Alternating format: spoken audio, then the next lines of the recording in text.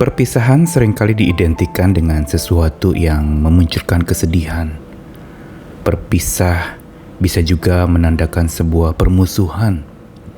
Dan berpisah juga bukan saja menyisakan kesedihan dan menandakan sebuah permusuhan, tetapi perpisahan juga membuat sesuatu yang identik dengan hal yang tidak ada kedamaian, ada satu konflik yang sedang terjadi.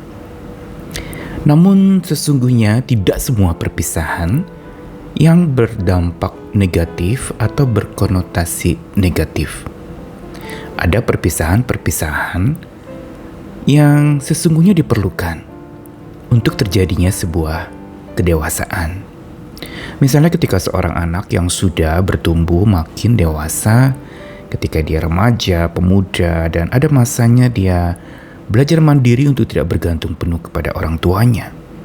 Sehingga dia menjadi pribadi yang bisa mengambil keputusan dengan benar, dengan bijak, dan belajar menjadi pribadi yang berani menghadapi tantangan tanpa didampingi oleh orang-orang yang ada bersamanya.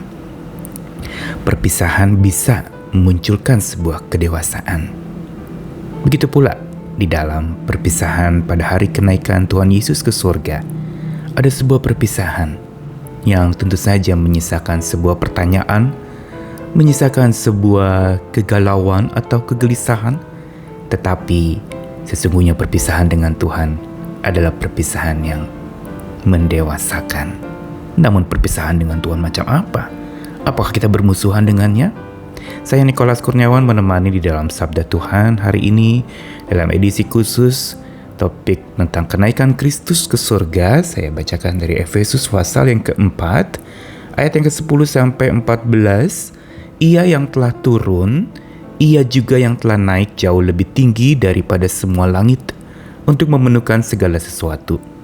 Dan ialah yang memberikan baik rasul-rasul maupun nabi-nabi, baik pemberita-pemberita Injil maupun gembala-gembala dan pengajar-pengajar, untuk memperlengkapi orang-orang kudus bagi pekerjaan pelayanan, bagi pembangunan tubuh Kristus, sampai kita semua telah mencapai kesatuan iman dan pengetahuan yang benar tentang anak Allah, kedewasaan penuh dan tingkat pertumbuhan yang sesuai dengan kepenuhan Kristus. Sehingga kita bukan lagi anak-anak yang diombang-ambingkan oleh rupa-rupa angin pengajaran, oleh permainan palsu manusia dalam kelicikan mereka yang menyesatkan. Paulus, rasul yang sangat dalam melihat sesuatu oleh hikmat Tuhan, dia mengajarkan tentang makna kenaikan Kristus ke surga itu dari satu dimensi yang sedikit berbeda. Bukan semata membicarakan tentang peristiwa kenaikannya itu, tetapi dampak secara personal dan spiritual terhadap para pengikut Tuhan. Bahwa sesungguhnya ketika Kristus naik ke surga, itu menandakan bahwa dia adalah penguasa langit dan bumi, surga dan dunia. Dan dikatakan tadi di dalam ayat yang ke-10, ia, Tuhan Yesus telah turun, juga telah naik jauh lebih tinggi dari semua langit, untuk memenuhkan segala sesuatu. Ini menandakan betapa Tuhan kita adalah Tuhan yang penuh dengan kuasa. Dia berkuasa. Dia menguasai langit dan bumi. Dia menguasai lahiriah dan batiniah kita. Dia menguasai segala sesuatu di dunia ini. Alam ciptaannya, sekaligus awal dan akhir dari alam ciptaannya itu. Namun kemudian bukan saja Tuhan itu berkuasa, tetapi dia juga berkarunia.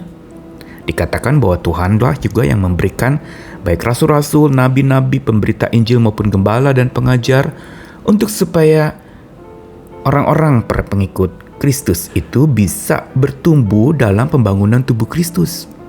Mereka menjadi pribadi-pribadi yang mencapai kesatuan iman dan pengetahuan yang benar tentang anak Allah, kedewasaan penuh dan tingkat pertumbuhan yang sesuai dengan kepenuhan Tuhan kita Yesus Kristus. Sehingga hidup kita tidak menjadi anak-anak yang diombang-ambingkan oleh berbagai macam kesesatan, tetapi justru menjadi makin dewasa dan matang. Apa yang Rasul Paulus katakan di dalam surat Efesus ini sesungguhnya mau mengajarkan kepada kita pula bila kilas balik saat peristiwa Yesus naik ke atas surga.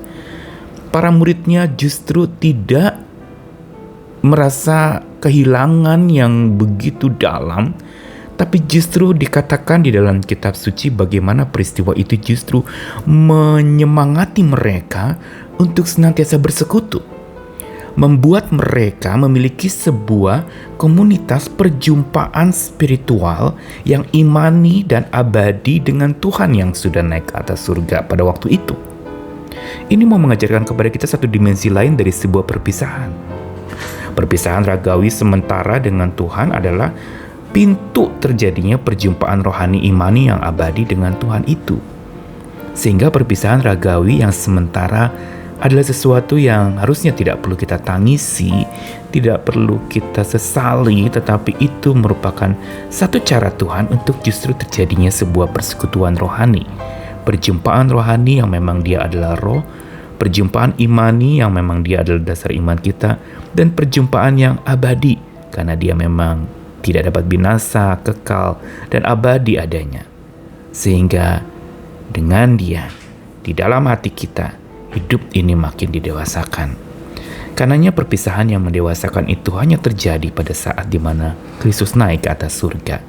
Para murid menjadi makin matang, tidak bergantung seperti kanak-kanak dengan orang tuanya, tapi seperti orang dewasa yang justru menyadari dan mengamini bahwa di dalam hatinya ada Kristus, dalam hatinya ada Tuhan, sebuah persekutuan yang dalam, yang dekat, yang intim, yang bahkan tak terlihat tetapi justru berkhasiat mendewasakan seseorang makin dekat dengan Tuhan.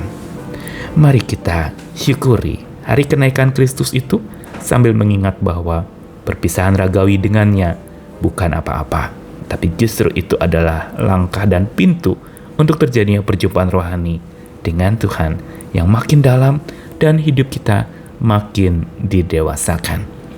Selamat bersyukur terus, hidup dalam kuasa Tuhan, hidup dalam karunia Tuhan, karena apa yang Dia nyatakan lewat kuasa dan karunia-Nya, kita makin didewasakan. Tuhan mengasihi kita sekalian. Selamat hari kenaikan Kristus. Amin.